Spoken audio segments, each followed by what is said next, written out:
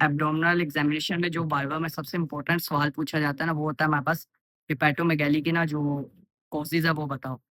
अच्छा, अब जो लिवर है ना वो हमारे पास ये करीब से मैं दिखा सकूँ आपको तो।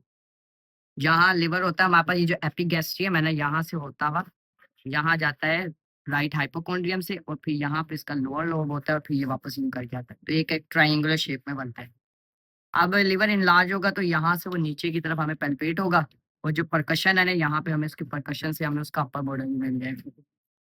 तो अब लिवर अगर हमारे पास इनलार्ज है तो अब हमने क्या देखना है? अब देखना होता है हमने कि वो टेंडर है या नहीं है। टेंडर का क्या मतलब है कि हमने जब उसको पैल्पेट करते हुए हाथ लगाया है ना, तो पेशेंट के ग्रीमेसेस देखने हैं हमने कि पेशेंट को दर्द तो नहीं महसूस हो रहा। तो अगर पेशेंट को दर्द महसूस हो रहा है तो उसको टेंडर कहेंगे, अगर नहीं हो रहा और हमें लिवर एनलार्ज मिल रहा है और पेशेंट को दर्द नहीं हो रहा, तो इसका मतलब है कि नॉन टेंडर है।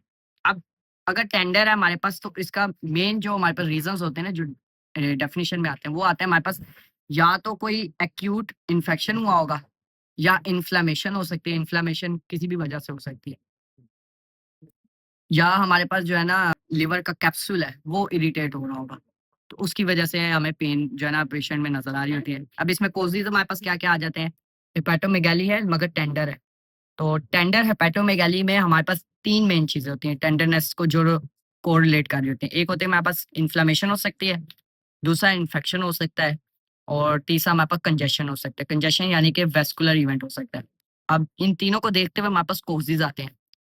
अब इन्फेक्शंस की अगर बात करें तो इसमें एक्यूट वायरल हेपेटाइटिस आ सकता है। कोई एब्सेस हो सकती है, लिवर एब्सेस बन सकता है। लिवर एब्सेस वाक़ई में बहुत टेंडरनेस शो करता है अगर पेशेंट को अगर हम पैल्पेट करेंगे तो। और फिर अगर हम कंजेशन की बात करें, कंजेस्टिव हार्ट फेलियर हो सकता है, ठीक है? उसकी वजह से भी टेंडर हेपेटोमेगाली मिल जाती है। फिर बर्ड-चेरी सिंड्रोम होता है और अगर हम बात करें इन्फ्लेमेशन की या इन्फिल्ट्रेशन की, तो उसमें हमारे पास आ जाता है एक्यूट अल्कोहलिक लिवर भी कहते हैं उसको।